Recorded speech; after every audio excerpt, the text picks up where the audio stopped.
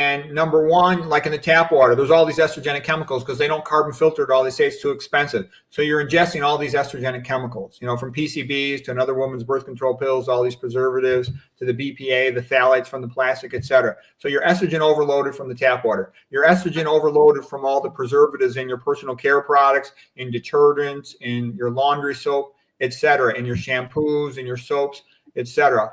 Also, then you're eating a high meat diet, and the high meat diet changes the gut flora, so you get more glucuronidase, and you basically unconjugate your estrogen. Normally, you defecate excess estrogen out of your body, but you don't defecate it out when you're not eating enough dietary fiber, you're eating all the meat food. So you can see you're loading up on estrogen from the preservatives, from the water, from the detergents, all the soaps, all the personal care products. You're unable to excrete it because you don't have the dietary fiber on board.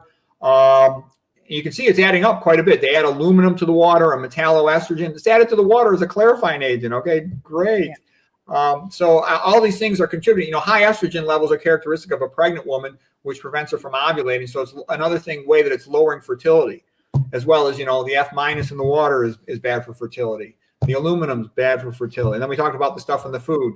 The glyphosate on the soy, which is basically your standard protein in processed food. The atrazine on the corn, it's your standard high fructose corn syrup sweetener in the processed food. So all of these things are converging to make people more estrogenic, to make them infertile. And I also think a lot of children are confused about their gender because they're exposed to so many estrogenic chemicals that's contributing to this effect.